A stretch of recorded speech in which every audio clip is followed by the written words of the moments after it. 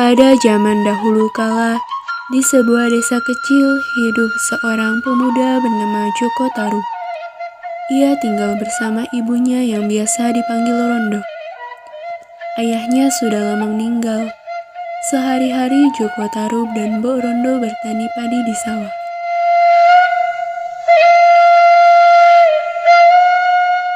Pada pagi hari, di tengah tidurnya yang lelap, Jaka Tarub bermimpi mendapatkan seorang istri bidadari yang cantik jelita dari kayangan.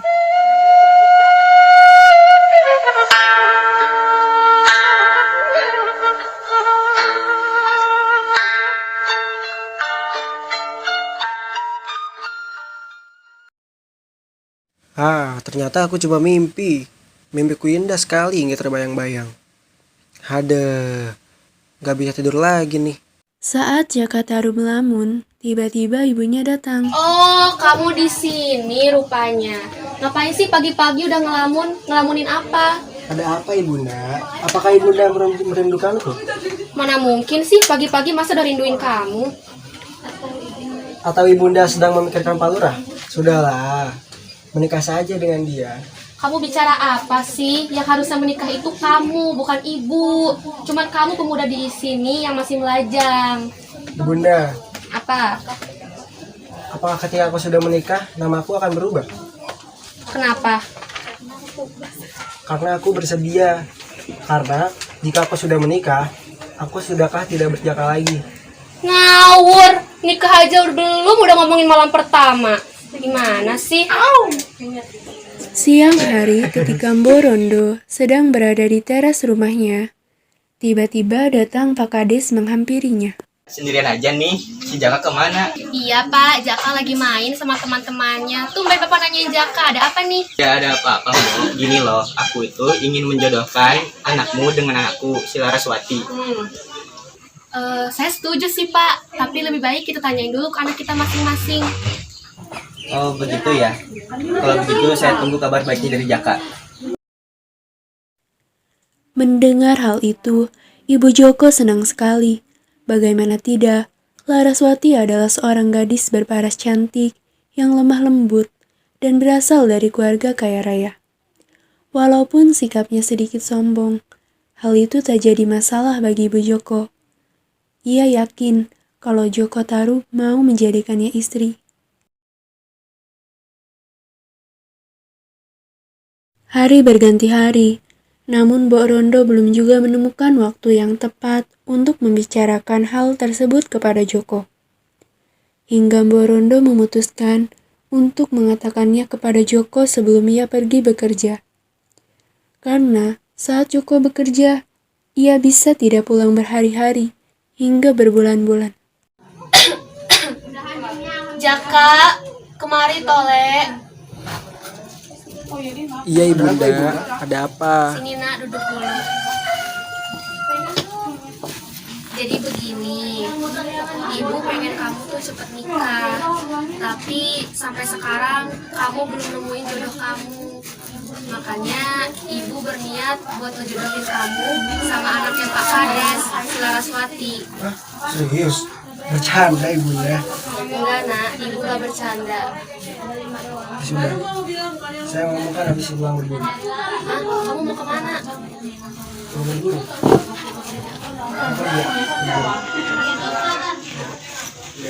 Hati-hati nak, cepat pulang ya. Tanpa pikir panjang, Joko Tarub pun pergi meninggalkan ibunya bekerja.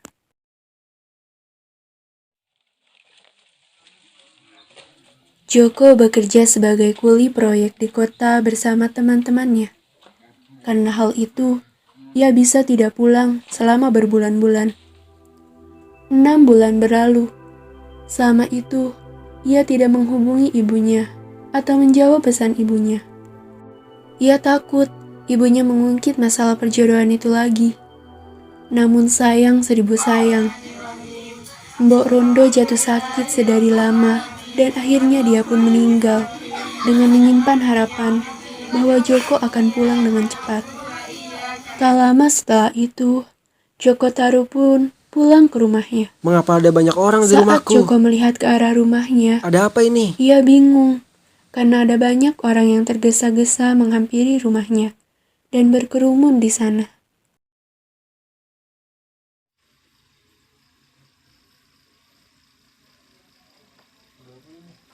Sabar ya Najaka. Joko Tarub sangat sedih hingga ia menolak seluruh tawaran pekerjaannya dan berdiam diri di rumah selama berbulan-bulan.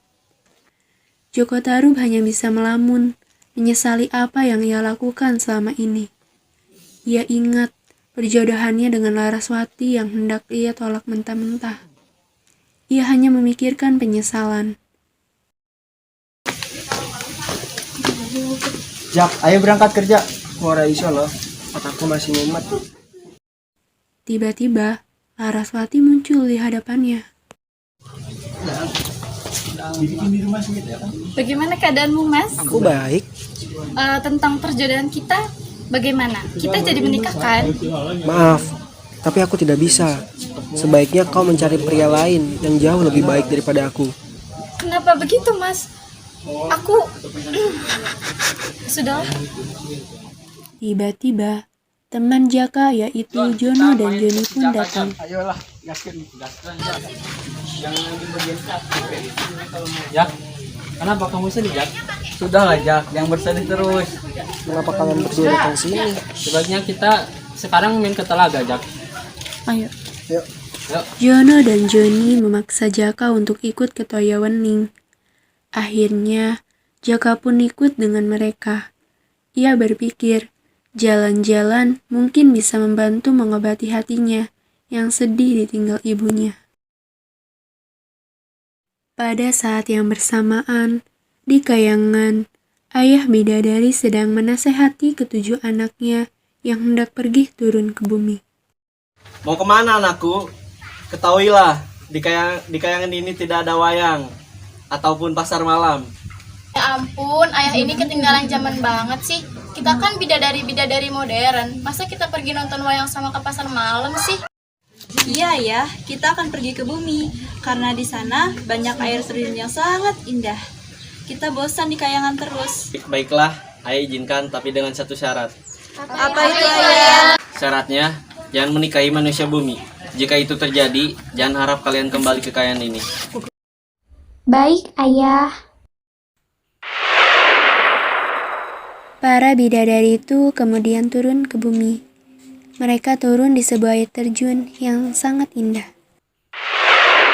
Wah, indah sekali. Tidak salah kita pergi ke bumi.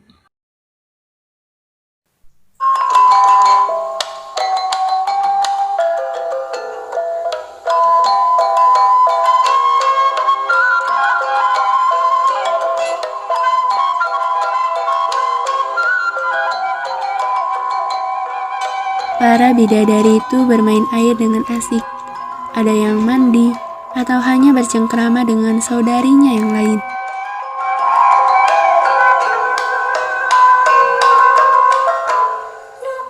Sementara itu, tak jauh dari air terjun, Sebenarnya gue pernah mimpi yang legendary. Wah, Ini cantik banget. wah, bisa jadi kenyataan tuh Jak. Nama kau kan Jaka Tarub. Iya, pas banget kita lagi mau ke telaga ini. Siapa tahu ada 7 bidadari. Kita bisa ambil satu-satu selendangnya. Hai. Ingat istri bawa di rumah. Ngawur kalian. Zaman sekarang mana ada kayak gitu. Gak ada. Jaka Tarub itu bapakku. Entah alasannya apa, aku gak sempet aja. Astaga bro, aku lupa. Tadi ibu mertuaku nitip sayuran. Aduh, gawat nih. Duluan ya. Kasihan banget ya si Jono. Ibu mertuanya galak. Kasihan ya. Ada apa nih?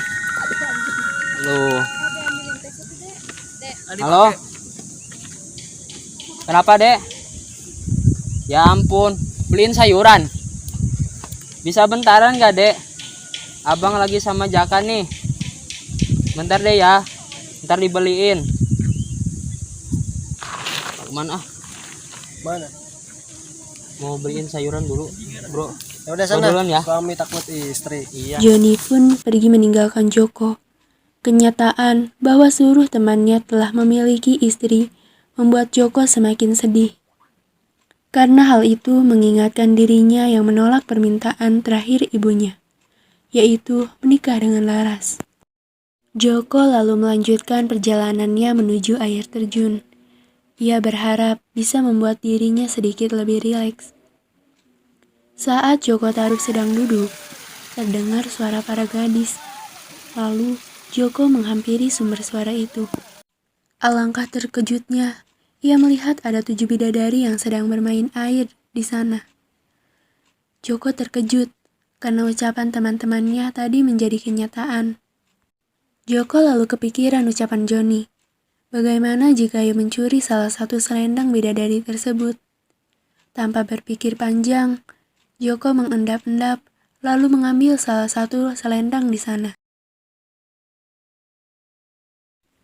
Joko lalu segera bersembunyi dan menyembunyikan selendang itu ke dalam bajunya. Setelah beberapa saat, para bidadari itu bersiap hendak kembali ke kayangan. Udah saatnya kita pulang. Ya, ayo.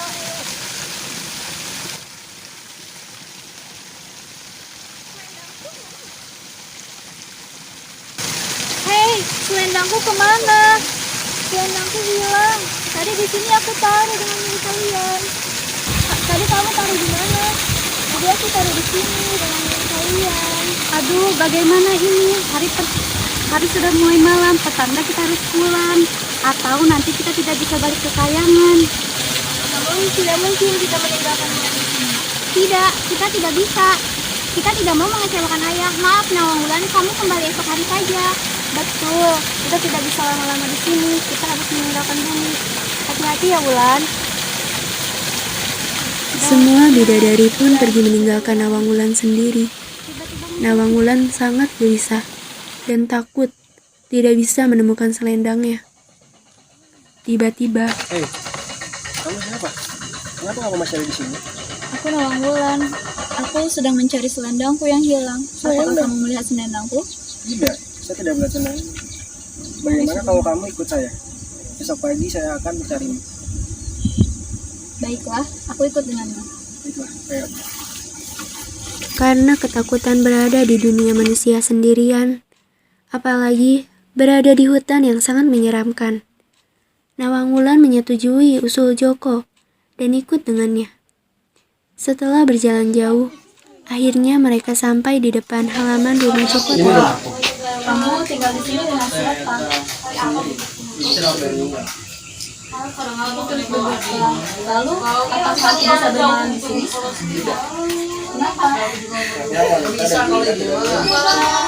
Karena jika kamu menemukan aku, jika tidak, kamu akan tinggal di hutan sendirian. Baiklah, kita menikah. Nawangwulan berpikir bahwa sampai selendangnya ditemukan, ia akan tinggal bersama Joko. Menurutnya, Joko adalah pria baik, yang sopan dan bertanggung jawab. Daripada mencari selendangnya sendirian, pasti akan lebih cepat ditemukan bila dicari dengan Joko. Pikir Nawangwulan. Ia tidak ingat dengan pesan ayahnya Jangan sebelumnya. menikahi manusia bumi. Jika itu terjadi, jangan harap kalian kembali ke kayangan. Setelah menikah dengan Nawangwulan, Joko Tarub pun hidup bahagia. Nawangwulan pun telah melupakan selendangnya dan bertekad untuk tetap hidup di bumi menjadi istri Joko Tarub. Mas, aku bahagia sekali hidup denganmu. Bolehkah aku bernyanyi? Tentu saja, Dewa. Silakan. Katakanlah buatku membangun kenang. Ku diam membisu jangan buatku berpaling mencari cinta yang lain. Oh, pecahkan sunyimu meski cinta kau dalam hening. Ku butuh kata-kata, bunuhku dengan kata rayumu. Wah, baik sekali, Wan. Terima kasih. Lihat dia si Jaka. Kok kok bisa ya dia nemu istri secantik itu? Nemu di mana coba? Ih, iya Bu, benar. Padahal kemarin dia udah nolak lamaran Pak Kades. Wah, kok mau ya anak Pak Kades dengan keluarga miskin itu? Tahu ya? Ah, daripada kita ngobrol begini, mending kita ngomongin arisan minggu depan. Yuk, yuk. Tiba-tiba datanglah teman Joko Tarub yaitu Jono dan Jenny. Apa kabar bro? Iya nih, semenjak punya istri cantik kerjanya di rumah mulu. Ha, aku baik. Kalian gimana? Pasti baik dong. Ngomong-ngomong, sampai sekarang kau belum cerita loh. Kenal sama istrimu itu dari mana? Iya, tiap kita nanya nggak pernah dijawab. Ya udah deh, sebenarnya aku nemuin bidadari itu dekat Laga waktu itu. Aduh, Aku serius. Waktu itu ada 7 bidadari yang aku curi selendangnya. Tapi jangan bilang siapa-siapa ya. Termasuk ke Bulan. Mas Jaka. Aduh, Mas Jaka kemana ya? Sudahlah, aku beres-beres dulu. Sebenarnya kotor sekali.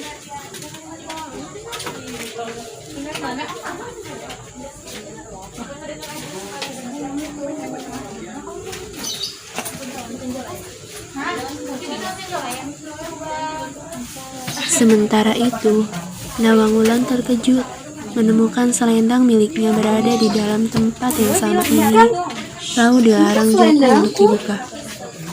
Ia sedih sekali. Ia kecewa karena tahu Joko sama ini telah menipunya. Ia kemudian ingat pesan ayahnya dulu. Mas Jaka, ini maksudnya apa?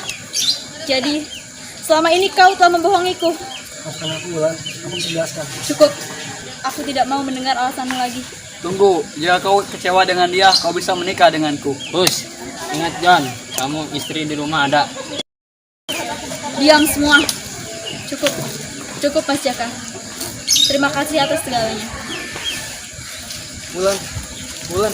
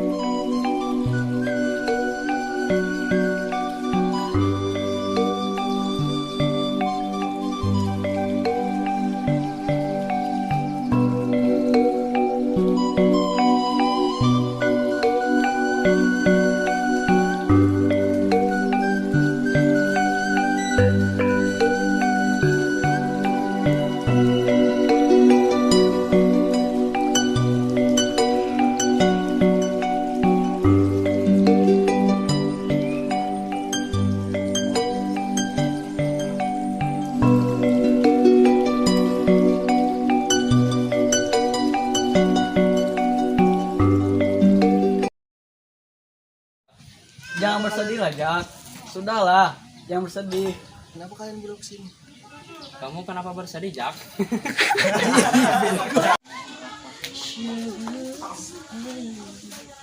I will leave you. kemana anakku? Anakku. Hihi.